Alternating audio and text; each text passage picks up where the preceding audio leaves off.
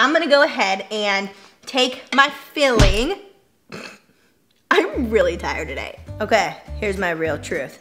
I'm about to pick up the boys from daycare. It's like 4:30, and you know me, I do not make recipes.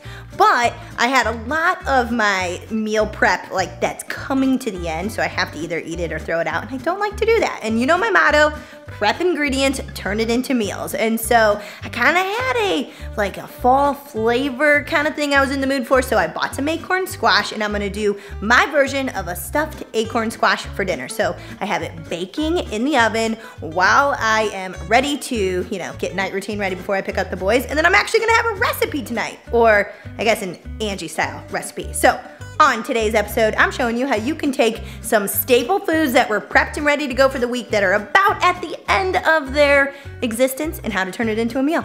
So let me show you this made up recipe. Okay, so I already did some of the work. So I cut the acorn squash in half, scooped out the seeds, and then I cut just a sliver off the ends of it, off the skin, so it doesn't roll around on the foil when it's baking. Then I heated up the oven to 375. I rubbed some olive oil with my hand on the flesh of the acorn squash, sprinkled salt and pepper, flipped it flesh side down, popped it in the oven. I'm gonna go 30 minutes until it's tender. And while that was working, I did the filling. So I had some ground turkey breast sausage left over from the week. You can actually watch that on my meal prep video I just did recently. So I was like, what do I do with it? It's on its last day. Well, I'm gonna use it as my stuffing. So I already had roasted some zucchini wedges. I love doing that weekly because it's so easy.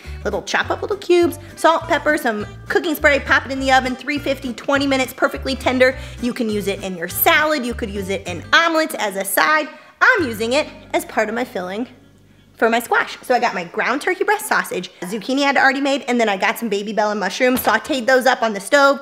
I just like to go with water only and get it, just a couple tablespoons of water. Get the mushrooms nice and tender, add some salt and pepper at the end, have my stuffing ready to go. So now all I gotta do is wait for my acorn squash to come out and be tendered. I'm gonna stuff it and show you what the finished product looks like. Easy as that.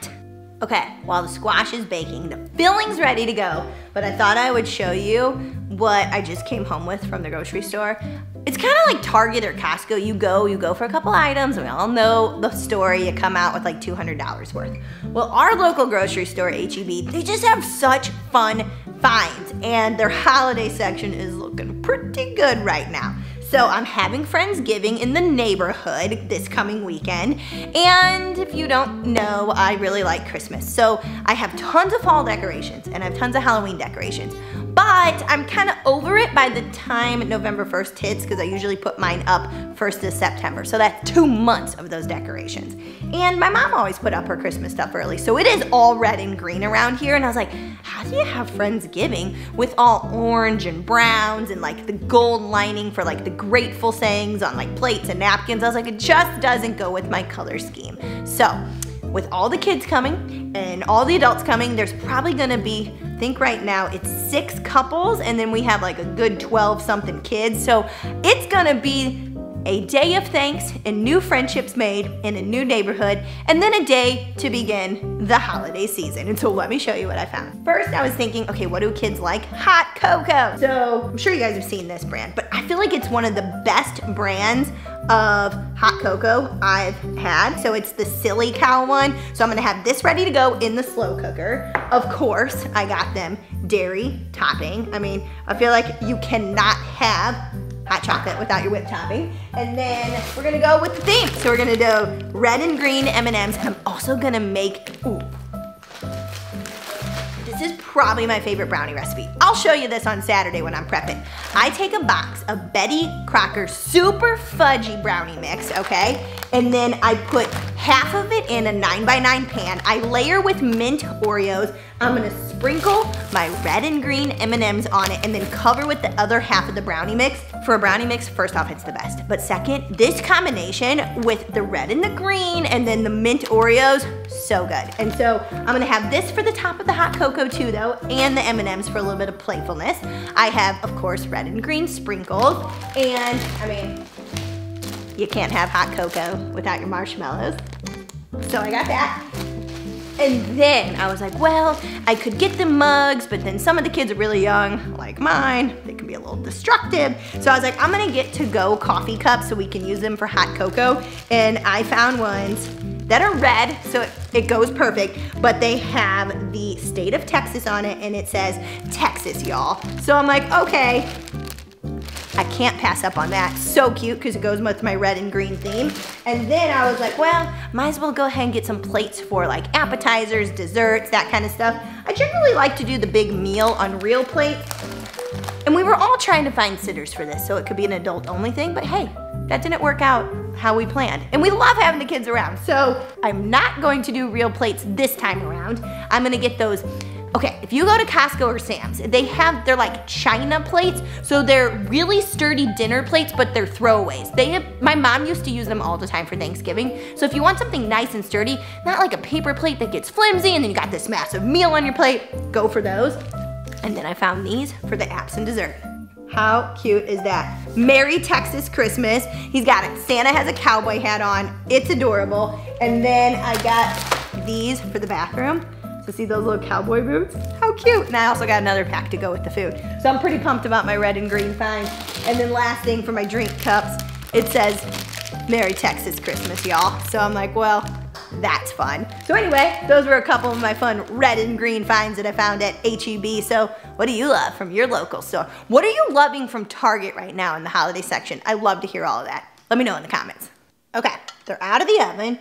That was exactly 30 minutes. I probably could go a couple minutes longer, but then I'm gonna broil it in the oven so it's gonna get a little more tender. But see how nice it pierces with that fork? Ready to go. And my filling's ready to go because everything was pretty much prepped besides those mushrooms. So I'm gonna take half of my mixture. I'm gonna make 2 servings out of this, and I just worked out the macros based on like the ingredients and the measurements I used, and it's 340 calories per acorn squash. I also did a little topping while I was waiting for my squash to finish up. So I'm gonna use some panko breadcrumbs and the garlic, the roasted garlic panko breadcrumbs are so good. So if you're just looking for a flavor pop on anything, whether it be air fryer chicken, maybe you're gonna do sweet potatoes, it doesn't matter. Regular, like the little new potatoes, you could roast them in the oven with some olive oil in these, so good. So I mixed that with grated Parmesano. I can never say that, Parmesan Romano, whatever. Made a little mixing to put on the top of the filling so I can get a nice little crispy crust when I broil it. So I'm gonna go ahead and take my filling and put it in the acorn squash, top it, and I'll show you the finished product.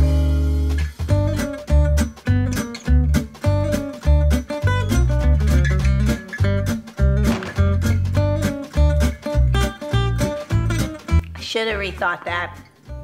I was gonna see if the boys would eat this, and I don't know if they're into red pepper flakes. However, I think I just tell them things are spicy so they don't wanna eat my already planned out food. But I could probably scrape off the topping. But it's ready to go. So I'm gonna leave it out on the stove. I'm gonna go pick up the boys from daycare, pop on the broiler, and put it in for about 2 to 3 minutes just to get it nice and golden brown on the top. And then I'll show you the finished product. But it looks pretty.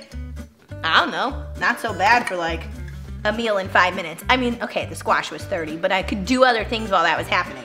So let's see how it turns out. Okay, so I didn't get to reveal how my made up stuffed acorn squash was because on our way home from school, I was like, man, Leif just seems not on his game right now. Like usually he's just chit-chatting, he's telling me everything he sees, snack, snack, you know, they're just yelling for snacks.